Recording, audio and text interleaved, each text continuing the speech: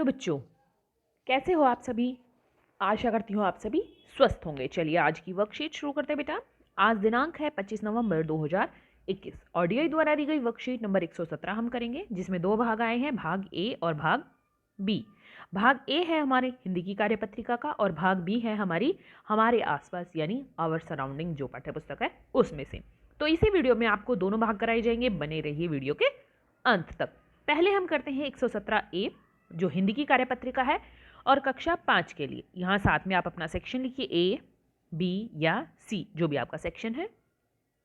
आज की हमारी ये कार्यपत्रिका हमारी हिंदी की पाठ्य पुस्तक रिमझिम की के पाठ स्वामी की दादी से ली गई है।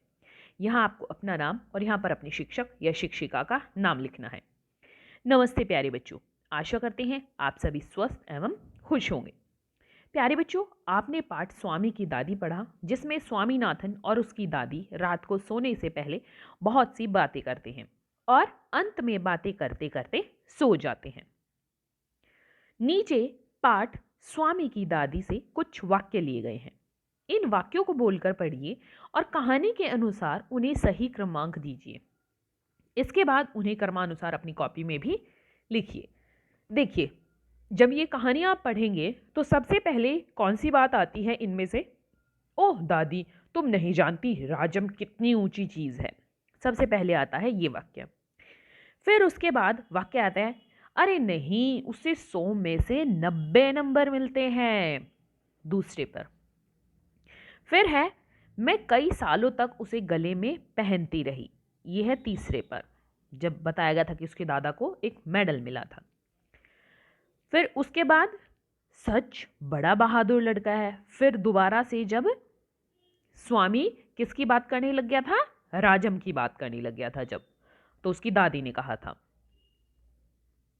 ठीक है।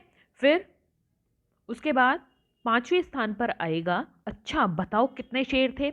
जब राजम अपनी दादी को स्वामी राजम की कहानी जब अपनी दादी को सुना रहा था तो बीच में अपनी दादी से पूछा था उसने, अच्छा बताओ कितने शेर आए थे। और फिर सबसे आखिर में आएगा ये वाक्य, दादी भी रुक रुक कर बोलने लगी और फिर वह सो गई। प्रश्न 2, नीचे दिए गए शब्दों के अर्थ लिखकर उन शब्दों से वाक्य बनाओ। संदेह, संदेह का अर्थ होता है शक।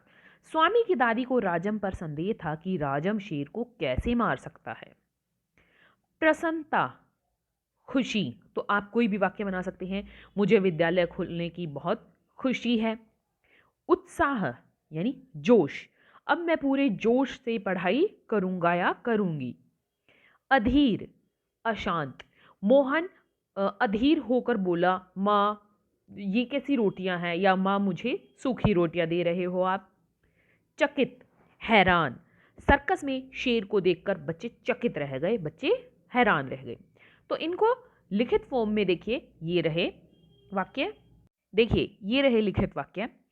मुझे बड़ी प्रसन्नता हुई कि तुमने मेरे दोनों पत्र, मेरे ये मेरे है, तुमने मेरे दोनों पत्र पसंद किए। प्रसन्नता से यानी खुशी से। एक उत्साह, उत्साह क्या होता है? जोश। एक उत्साह से हम राष्ट्रीय गान तब से गाते आ रहे हैं, जोश से गाते हैं हम राष्ट्रगान। मोहन अधीर होकर बोला, अम्मा मुझे रूखी रोटियां। चकित यानी हैरान, इसलिए तुम्हारा चकित होना स्वाभाविक ही था कि वहां पर कोई घटना हो गई थी इस तरह से, तो आपका चकित होना स्वाभाविक ही था। आप कोई और वाक्य भी यहां पर बना सकते हैं। अगला प्रश्न देखिए, प्रश्न 3, नीचे आपके लिए कुछ वाक्य लिखे हैं, इन वाक्यों की सहायता से कहानी को आगे बढ़ाइए। तो देखिए क्या है वाक्य। एक गांव में कृष्णा नाम का एक किसान रहता था। वह बहुत बूढ़ा हो गया था। उसने सोचा कि वह अपने खेतों को गांव के सबसे समझदार व्यक्ति को देगा। तो यहाँ पर क्या है, इस कहानी को आपको आगे बढ़ाना है। अब कहानी को आप अपने अनुसार बढ़ा सकते हैं, जैसे उसने सोचा कि मैं समझदार व्यक्ति को ढूंढूंगा और तब अपने खेत उसको दूंगा। तो किसान कृष्णा सारे गांव में एक समझदार इंसान की खोज करने लग गया या देखने लग गया कि कौन सबसे समझदार है। तो उसके दिमाग में एक तरकीब सूझी या उसे एक तरकीब सूझी। ठीक है, इस तरह से आप इस कहानी को आगे बढ़ा सकते हैं और बता सकते हैं कि कृष्णा ने क्या किया या उसने अपनी ज़मीन किसको दी, अपने खेत किसको दिए। यहाँ पर जैसे चित्र देखकर कहानी डायलॉग बनाने होते हैं, इस तरह यहाँ पर ये कहानी भी आपको स्वयं बनानी है। अभिभावकों के लिए सुझाव है, बच्चों को घर के सभी सदस्यों का आदर करने, बुजुर्गों का विशेष ध्यान रखने व उनके साथ अधिक समय व्यतीत करने के लिए प्रेरित कीजिए। बड़ों के द्वारा सुनाई गई कहानियां व अनुभव बच्चों के लिए हमेशा प्रेरणादायक होते हैं। तो बच्चों, आपको कार्यपत्रिका मजेदार लगी ना? अब बताइए आज आपने क्या नया सीखा। आज का कोविड का मैसेज है, अपने हाथों को साबुन और पानी से नियमित रूप से धोएं, तभी हम कोरोना से सुरक्षित रह सकते हैं। हिंदी की वर्कशीट यहीं पर खत्म होती है बेटा। अब देखते हैं ईवीएस की वर्कशीट। ये देखिए, ये है हमारी ईवीएस वर्कशीट 117B।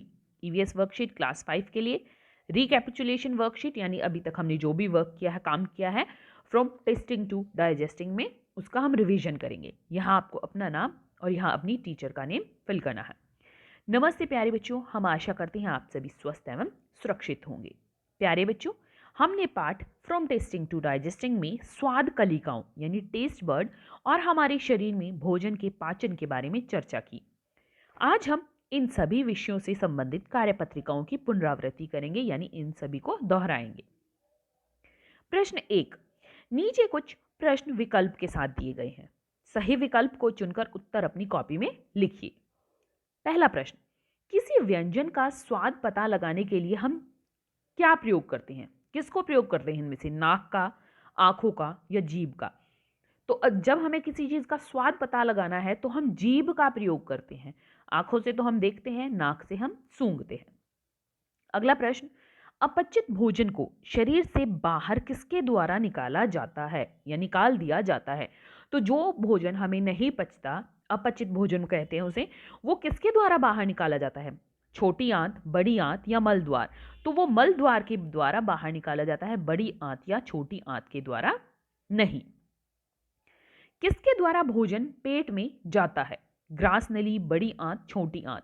तो जब हम खाना खाते हैं, भोजन करते हैं, तो कौन से भोजन, कौन से शरीर के अंग की सहायता से वो हमारे अंदर जाता है? तो वो ग्रास नली की सहायता से जाता है, बड़ी आंत या छोटी आंत से नहीं। अगला प्रश्न है, निम्नलिखित में से किसे हम उसकी गंध से नहीं पहचान सकते? लहसुन, अदरक या पानी? तो लहसुन में से गंध आती है, अदरक में से भी आती है। पानी की कोई गंध नहीं होती, तो हम पानी को उसकी गंध से नहीं पहचान सकते। तो इसे तो आप अपने घर पर भी करके देख सकते हैं कि पानी में से कोई बदबू या किसी तरह की कोई गंध नहीं आती, अदरक में से और लहसुन में से, दोनों में से आती है, तो इन्हें हम पहचान सकते हैं, पानी को नहीं। अगला प्रश्न है, किसी व्यंजन का स्वाद पता करने में हमारी मदद करती है। हमें किसी व्यंजन का स्वाद किससे पता चलता है? जीभ से। तो जीभ हमारी क्या है? आंखें, नाक या स्वाद कलिकाएं? तो स्वाद कलिकाएं हमारी जीभ पर होती हैं, नाक या आंखें में नहीं। ठीक है, तो हम किसी चीज का स्वाद पता करने में हमारे नाक या आंखें मदद नहीं करती, स्वाद कलिकाएं मदद करती है। प्रश्न 2, नीचे दिए गए प्रश्नों के उत्तर अपनी कॉपी में लिखिए। पहला है, पाचन तंत्र में बड़ी आंत का कार्य अपनी कॉपी में लिखिए। तो बड़ी आंत क्या कार्य करती है? देखिए इसको लिखित रूप में। तो बड़ी आंत का कार्य देखिए, अब यहां पर इतने सारे कार्य हैं, इनमें से आप कोई भी लिख सकते हैं। तो जो यहां पर वृहदांत है, इसका मतलब है बड़ी आंत। क्या मतलब है इसका? बड़ी आंत। ठीक है, क्या है? देखिए, बड़ी आंत का कार्य केवल अवशोषण है। यह अंग विशेषतः जल का अवशोषण करता है, यानी जल को सोखता है। मल त्याग के समय मल जिस रूप में बाहर निकलता है वह बड़ी आंत के अंत और मलाशय में बन जाता है। 24 घंटे में बड़ी आंत जल का अवशोषण कर लेती है। जल के अतिरिक्त वह थोड़े ग्लूकोज का अवशोषण करता है, पर और किसी पदार्थ का अवशोषण यहां नहीं किया जाता। इसके अतिरिक्त लोह, मैग्नीशियम, कैल्शियम आदि शरीर का त्याग बड़ी आंत में ही करते हैं। यहां उनका उत्सर्ग होकर वे मल में मिल जाते हैं। तो इनमें से आप कोई भी एक कार्य लिख सकते हैं कि बड़ी आंत का मुख्यतः कार्य क्या होता है? जल का अवशोषण करना। चलिए आगे देखते हैं। अगला है, शरीर में पाचन तंत्र का क्या कार्य होता है? तो शरीर में पाचन तंत्र का कार्य आप सभी को पता है, जब हम खाना खाते हैं तो पाचन तंत्र की सहायता से ही वो खाना पचाया जाता है, और जो अपचित खाना होता है, जो नहीं पचता, उसको मल द्वार के द्वारा बाहर निकाल दिया जाता है। तो इसको हम किस तरह लिखेंगे, देखिए। तो यहाँ पर हम पहले ही बता रहे हैं कि पाचन तंत्र में कौन से शरीर के अंग आते हैं। पाचन तंत्र में गुर्दा से लेकर मुंह तक सभी अंग हैं, जिनमें भोजन की नली, छोटी आंत, बड़ी आंत शामिल है। पाचन प्रणाली में लीवर, पित्ताशय की थैली, अग्राशय, ये सभी भी है। पाचन तंत्र का क्या कार्य होता है? पाचन तंत्र सभी पोषक तत्वों को अवशोषित करता है और खराब पदार्थों को शरीर से बाहर निकालता है। अगर पाचन संबंधित समस्या हो जाती है तो उसे पाचन तंत्र रोग कहते हैं, और बहुत से हमें रोग घेर लेते हैं, जैसे पेट में कुछ दर्द होने लग जाता है, बड़ी आंत, छोटी आंत, ये बहुत तरीके के हमें रोग घेर लेते हैं। ठीक है, तो पाचन तंत्र में हमारे शरीर के सभी ये अंग शामिल होते हैं। ये क्या कार्य होता है पाचन तंत्र का? पोषक तत्वों को अब्जॉर्ब करना, अवशोषित करना, और खराब जो पदार्थ होते हैं उनको शरीर से बाहर निकालना, ये होता है हमारे पाचन तंत्र का कार्य। अगला प्रश्न है, किसी व्यंजन को बिना देखे हम उसकी पहचान किस प्रकार कर सकते हैं? अपनी कॉपी में लिखिए। तो हम कैसे लिखेंगे इसको, देखिए, प्रश्न से ही लेते हैं। किसी व्यंजन को बिना देखे हम उसकी पहचान किस प्रकार से, हटा देते हैं यहां पर, उसकी पहचान उसकी सुगंध से, उसकी सुगंध या गंध से कर सकते हैं। ठीक है, से कर सकते हैं। तो देखिए यहां पर हमने प्रश्न से ही ले लिया है। देखिए, किसी व्यंजन को बिना देखे हम उसकी पहचान उसकी सुगंध या गंध से, प्रकार हटा देते हैं, कर सकते हैं। ठीक है, आगे देखिए प्रश्न 3। नीचे दिए गए वाक्यों में सही के लिए सत्य और गलत के लिए असत्य लिखिए। लार हमारे भोजन को नम करने में सहायता करती है। बिल्कुल सत्य।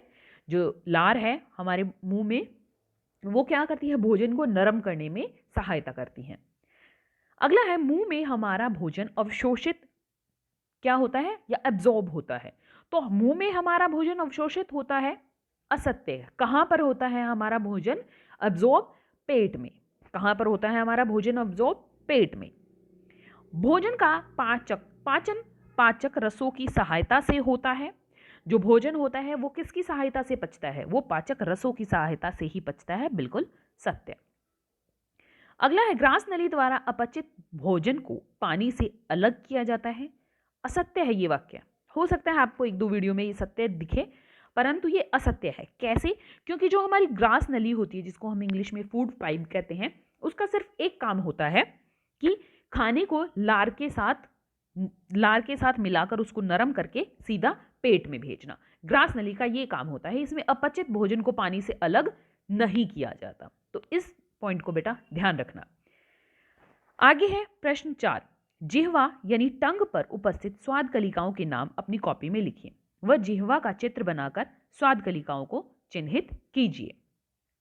तो देखिए इसका चित्र, देखिए ये है हमारी जिह्वा का चित्र, जीभ का चित्र। इसमें देखिए जीभ का जो ये पीछे वाला भाग है, ये वाला, ठीक है, ये हमें बिटर यानी कड़वा, बिटर यानी कड़वा, कड़वा हमें यहां पर जो स्वाद आता है वो कहां से आता है? वो यहां से आता है। ठीक है, और सबसे आगे वाला भाग जो ये है, इससे हमें मीठा कौन सा पता चलता है? स्वाद। यहां पर मीठा स्वाद पता चलता है। किसी भी चीज का मीठा स्वाद होता है तो वो यहां से पता चलता है हमें, सबसे आगे वाले भाग से। और इस तरफ पीछे की तरफ जो दोनों साइड है, ये सोर, सोर यानी खट्टी। कोई भी चीज यहां पर खट्टी होती है तो खट्टा स्वाद हमें इन दोनों तरफ से आता है। और यहां पर है सॉल्टी यानी नमकीन। तो नमकीन स्वाद जो आता है वो हमें यहां से आता है, नमक का जो स्वाद आता है। तो आपको ये चित्र बनाना है और लिखना है कि कौन कौन से हमारे जीभ के टेस्ट होते हैं, कलिकाएं कौन सी हमारी टेस्ट बर्ड्स होती हैं, कौन सी हमारी स्वाद कलिकाएं होती हैं। कड़वी, खट्टी, नमकीन, मीठी। ठीक है, तो सबसे पीछे कड़वे स्वाद का पता चलता है, सबसे आगे मीठे स्वाद का, पीछे से दोनों तरफ सोर यानी खट्टे का, और आगे से दोनों तरफ इस तरह से सॉल्टी यानी नमकीन स्वाद का। आगे देखते हैं। आगे है प्रश्न 5। पाचन तंत्र का चित्र अपनी कॉपी में बनाइए और पाचन तंत्र में सहायक अंगों को चिन्हित कीजिए। तो यहाँ पर आपको पाचन तंत्र का चित्र बनाना है। आपकी पहले भी एक ईवीएस की वर्कशीट में ये पाचन तंत्र आ चुका है। तो चलिए मैं फिर से दिखा देती हूँ आपको। तो ये है हमारा पाचन तंत्र, जिसको हम इंग्लिश में बोलते हैं डाइजेस्टिव सिस्टम। सबसे पहले माउथ, मुंह में जाता है खाना, मुंह में हम लेते हैं। फिर वो फूड पाइप यानी ग्रास नली की सहायता से स्टमक, पेट में जाता है, ठीक है। और फिर वो किस में जाता है? पेट की सहायता से यहाँ से स्मॉल इंटेस्टाइन में। किस में जाता है? स्मॉल इंटेस्टाइन से होता हुआ वो लार्ज इंटेस्टाइन में जाएगा और फिर वो एनएस की सहायता से बाहर निकल जाएगा। अब यहाँ पर एक कमेंट आया था कि मैडम आप इंग्लिश में आंसर लिखवा रहे हो। तो ये एक नॉर्मल से शब्द होते हैं, वर्ड्स होते हैं जो सभी को पता है। तो चलिए उन्हीं का डाउट क्लियर करने के लिए अब मैं इसको हिंदी में भी दिखा रही हूँ। देखिए ये है हमारा क्या? पाचन तंत्र। पहले हम यहाँ मुंह में से खाना खाते हैं, फिर ग्रास नली से होता हुआ, जिसको हम ग्रासिका भी कहते हैं और ग्रास नली भी कहते हैं, ठीक है, ग्रास नली भी कहते हैं। ग्रास नली से होता हुआ हमारे अमाशय, अमाशय किसे कहते हैं? पेट को कहते हैं। पेट से होता हुआ फिर वो हमारी छोटी आंत में, और छोटी आंत से होता हुआ बड़ी आंत में, और फिर मल द्वार के द्वारा बाहर निकल जाता है।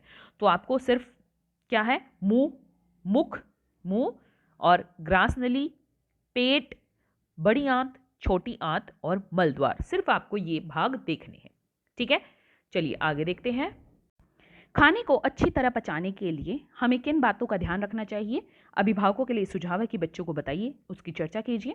आज का कोविड का मैसेज है कि जब भी हम घर से बाहर जाएं हमें सोशल डिस्टेंस मेंटेन रखना चाहिए, तभी हम कोरोना को हरा सकते हैं। यहाँ पर बच्चों मुझे कमेंट सेक्शन में बताना कि खाने को अच्छी तरह से पचाने के लिए हमें किन किन बातों का ध्यान रखना चाहिए। चलिए आज की वर्कशीट यहीं पर खत्म होती है, फिर मिलते हैं एक नई वर्कशीट के साथ। तब तक के लिए अपना ध्यान रखना। धन्यवाद।